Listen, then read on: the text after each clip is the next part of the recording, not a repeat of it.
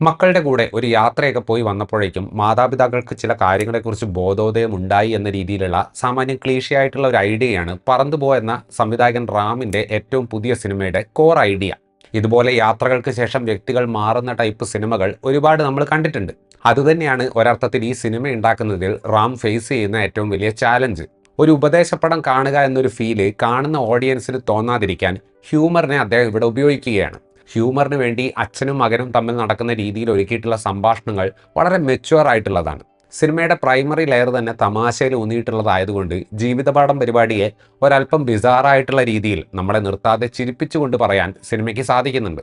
ഗോകുലിൻ്റെയും ഗ്ലോറിയുടെയും മകനായിട്ടുള്ള അൻപാണ് നമ്മുടെ പ്രധാന കഥാപാത്രം. തങ്ങളുടെ മകന് ഏറ്റവും മികച്ചത് പ്രൊവൈഡ് ചെയ്യണമെന്ന് ആഗ്രഹിക്കുന്ന മിഡിൽ ക്ലാസ് പാരൻസ് ആണ് ഗോകുലും ഗ്ലോറിയും.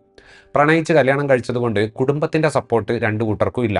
പുറത്തുപോയി കൂട്ടുകാരുടെ കൂടെ കളിക്കാനും മറ്റും ആഗ്രഹിക്കുന്ന അൻപിനെ ഇവർ എല്ലാ സൗകര്യങ്ങളും കൊടുത്തിട്ടാണെങ്കിലും പൂട്ടിയിട്ടതുപോലെയാണ് വളർത്തുന്നത്. ചിലവേറിയ ഓൺലൈൻ ക്ലാസ്സിലൊക്കെ അവനെ ചേർക്കുന്നുണ്ട്. ഗോകുലിനൊപ്പം ഒരു അപ്രതീക്ഷിത റോഡ് ട്രിപ്പിന് അൻപിന് അവസരം കിട്ടുന്നതും ആ യാത്രയിൽ അവർ പലരെയും കണ്ടുമുട്ടുന്നതൊക്കെയാണ് പറന്നുപോ എന്ന സിനിമയിൽ നമ്മൾ കാണുന്നത്. ഉപദേശം പോലെ പറയേണ്ട സാധനത്തെ വളരെ ക്വേക്കി ആയിട്ടുള്ള തമാശകൾ ഉപയോഗിച്ച് പറയുന്നൊരു സിനിമയാണിത്. മനുഷ്യന്മാരെ വളരെ റോ ആയിട്ട് എക്സ്പ്ലോർ ചെയ്യാൻ റാം തൻ്റെ സിനിമകളിൽ എപ്പോഴും ശ്രമിച്ചിട്ടുണ്ട്.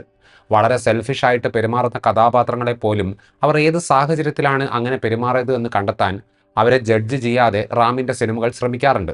ഇങ്ങനെ കഥാപാത്രങ്ങളെ മനസ്സിലാക്കാനുള്ള ശ്രമം ഈ ഒരു സിനിമയിലും നമുക്ക് കാണാൻ സാധിക്കും. പ്രധാന വ്യത്യാസം എന്താണെന്ന് വെച്ചാൽ മറ്റ് സിനിമകളെ അപേക്ഷിച്ച് ഒരു സർക്കാസ്റ്റിക് കോമഡി എന്ന ഫൗണ്ടേഷൻ്റെ മുകളിലാണ് ഈ ഒരു ക്യാരക്ടർ സ്റ്റഡി ഇവിടെ നടക്കുന്നത്. തങ്ങളുടെ കുട്ടികൾക്ക് ഏറ്റവും മികച്ചത് കൊടുക്കുമെന്ന് ചിന്തിക്കുകയും അതേസമയം അവരെ ചില കാര്യങ്ങൾ എക്സ്പ്ലോർ ചെയ്യുന്നതിൽ റെസ്ട്രിക്റ്റ് ചെയ്യുകയും ചെയ്യുന്ന മോഡേൺ ഡേ പാരൻസിൻ്റെ പ്രതിനിധികളാണ് ഗോകുലും ഗ്ലോറിയും. ഒരർത്ഥത്തിൽ തിരക്കഥ സ്ട്രക്ചർ ചെയ്തിട്ടുള്ളത് തന്നെ ഗോകുലിനെയും ഗ്ലോറിയെയും ഒന്ന് അയഞ്ഞ് ചിന്തിക്കാൻ പ്രേരിപ്പിക്കുക എന്ന രീതിയിലാണ്. വളരെ മെറ്റീരിയലിസ്റ്റിക് ആയിട്ടുള്ള സൗകര്യങ്ങളുടെ പുറകെ പോകുന്ന പാരൻറ്റും അങ്ങനെ ചിന്തിക്കാത്ത കുട്ടിയുമായതുകൊണ്ടാണ് ഇവിടെ ഒരു അകലം സൃഷ്ടിക്കപ്പെടുന്നത്. അൻപിൻ്റെ പാട്ടിന് വിടുമ്പോൾ അവൻ സ്വന്തം നിലയിൽ കാര്യങ്ങൾ പഠിക്കുന്നതും പണത്തിന് മുകളിൽ സാധനങ്ങൾക്ക് ഒരു വാല്യൂ കണ്ടെത്താൻ ശ്രമിക്കുന്നതും ഒക്കെ സിനിമ കാണിച്ചു തരുന്നുണ്ട്. അതേപോലെ തന്നെ ഗോകുൽ എല്ലാ സാധനങ്ങളുടെയും പൈസയെക്കുറിച്ച് എടുത്തെടുത്ത് പറയുന്നതും നമുക്കിവിടെ കാണാൻ പറ്റും. ഞാൻ ഇങ്ങനെയൊക്കെ പറയുമ്പോൾ ചിലർ വിചാരിക്കും കുട്ടികളോട് അത് ചെയ്യരുത് ഇത് ചെയ്യണം എന്നൊക്കെ പറയുന്ന ടൈപ്പ് ഒരു ഉപദേശ പടമാണ് ഇത് എന്ന്. പക്ഷേ ഒരു പാരൻറ്റിംഗ് ട്യൂട്ടോറിയൽ ആകാതിരിക്കാൻ തന്നെയാണ് ട്രീറ്റ്മെൻറ്റിലൂടെ സംവിധായകൻ റാം ശ്രമിക്കുന്നത്. സ്വന്തം ഇഷ്ടത്തിന് പുറകെ പോയ ഒരു കുട്ടിയെ പിടിച്ചുകൊണ്ടുവരാൻ നോക്കുന്ന അച്ഛനും അമ്മയും എന്ന രീതിയിൽ പോകുന്ന സിനിമയുടെ അവസാന ഭാഗങ്ങൾ ഏതാണ്ട് ഒരു കെയോട്ടിക് കോമഡി തന്നെയാണ്. കൊച്ചിനെ വരുതിക്ക് കൊണ്ടുവരാൻ നോക്കിയിട്ട് അവസാനം കൊച്ചിൻ്റെ വരുതിക്ക് പോയ അച്ഛൻ്റെയും അമ്മയുടെയും കഥയാണ് ഒരർത്ഥത്തിൽ പറന്നുപോ. അവസാനത്തെ ഒരു 20-30 മിനിറ്റൊക്കെ നിർത്താതെ ചിരിക്കാനുള്ള അവസരം സിനിമ തരുന്നുണ്ട്. സിറ്റുവേഷണൽ കോമഡി സ്വഭാവത്തിലാണ് അവിടെ ഹ്യൂമർ പലതും വരുന്നതെങ്കിലും ഗോകുലിൻ്റെയും ഗ്ലോറിയുടെയും ക്യാരക്ടറിലുള്ള പ്രശ്നങ്ങൾ ആ തമാശകളിലൂടെ റാം തുറന്നു കാണിക്കുന്നുണ്ട്. ഒരു പ്രത്യേകതരം ഹ്യൂമറും വാദപ്രതിവാദങ്ങളും കുറച്ച് ചൈൽഡിഷ് ആയിട്ടുള്ള നിർബന്ധങ്ങളും ഈ സിനിമയുടെ ട്രീറ്റ്മെൻറ്റിന് വേണം എന്ന് സംവിധായകന് നിർബന്ധമുണ്ട്. അത് അച്ചീവ് ചെയ്യാൻ ഇംഗ്ലീഷും തമിഴും ലിറിക്സുകൾ മിക്സ് ആയിട്ടുള്ള ഈ സിനിമയിലെ പാട്ടുകൾ അദ്ദേഹത്തെ നല്ല രീതിയിൽ സഹായിക്കുന്നുണ്ട്. ശിവ അവതരിപ്പിക്കുന്ന ഗോകുൽ എന്ന കഥാപാത്രം സത്യം പറഞ്ഞാൽ പുള്ളിയുടെ തമിഴ് പടം സിനിമയിലെ കഥാപാത്രം ഒരു ന്യൂ ജനറേഷൻ പാരൻ്റ് ആയാൽ എങ്ങനെ ഉണ്ടാകും എന്നതുപോലെ തന്നെയാണ് ഡിസൈൻ ചെയ്യപ്പെട്ടിട്ടുള്ളത്. കുട്ടി പറയുന്ന ഡയലോഗിന് കൗണ്ടർ പറയുന്നതും കുട്ടി വികൃതി കാണിച്ചാലും അതിൽ പോസിറ്റീവ് സൈഡ് കണ്ട് അപ്രീഷിയേറ്റ് ചെയ്യുന്നതുമൊക്കെ പുള്ളി കാണിക്കുന്നത് ആ ഒരു സിഗ്നേച്ചർ ശിവ സ്റ്റൈലിലാണ്. ശരിക്കും സർപ്രൈസ് ചെയ്യിപ്പിച്ചത് ഒരർത്ഥത്തിൽ ഗ്രേസ് ആൻ്റണിയാണ്.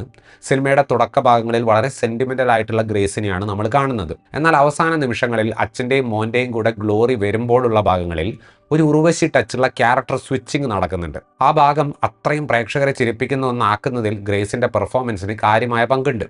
റാമിൻ്റെ സിനിമകളിലെ സ്ഥിര സാന്നിധ്യമായിട്ടുള്ള അഞ്ജലി ഇതിൽ ഗോകുലിൻ്റെ സ്കൂൾ ക്രഷായിട്ട് വന്നിട്ടുണ്ട്. ചെറുപ്പത്തിലെ ഇന്നസെൻ്റ് ആയിട്ടുള്ള ആ പ്രണയത്തെയൊക്കെ ഈ സിനിമ മെച്യൂറായിട്ട് അവതരിപ്പിച്ചിട്ടുള്ളത് വളരെ രസകരമായിട്ട് നമുക്ക് കണ്ടിരിക്കാൻ സാധിക്കും.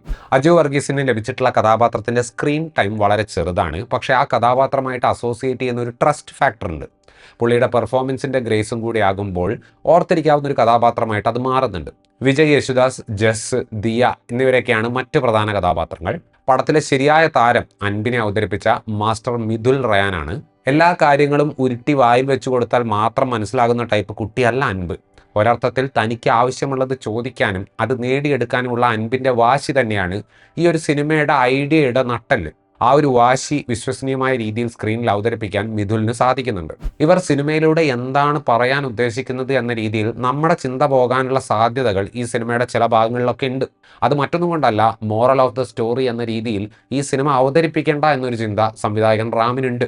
നമ്മളെ നല്ലപോലെ ചിരിപ്പിക്കാൻ പറ്റുന്ന മൊമെന്റുകളുള്ള ഒരു അച്ഛൻ്റെയും മകൻ്റെയും അൺപ്ലാൻഡ് ട്രിപ്പ് കാണിക്കുന്നതിലൂടെ ആളുകളോട് ജീവിതം പ്ലാൻ ചെയ്തിട്ട് ആ പ്ലാനിനനുസരിച്ച് കഷ്ടപ്പെട്ട് ജീവിക്കുന്നതിനേക്കാൾ ഫീൽ ചെയ്തിട്ട് അതിനനുസരിച്ച് ജീവിതം പ്ലാൻ ചെയ്യാൻ പറയാതെ പറയുന്ന ഒരു സിനിമയാണ് പറന്നുപോ. ഇത്രയുമായിരുന്നു ഈ സിനിമയെക്കുറിച്ചിട്ടുള്ള എൻ്റെ റിവ്യൂ. വീഡിയോ ഇഷ്ടപ്പെട്ടാൽ ലൈക്ക് ചെയ്യുമെന്നും കൂടുതൽ വീഡിയോകൾക്ക് വേണ്ടി ചാനൽ സബ്സ്ക്രൈബ് ചെയ്യുമെന്നും പ്രതീക്ഷിക്കുന്നു. താങ്ക്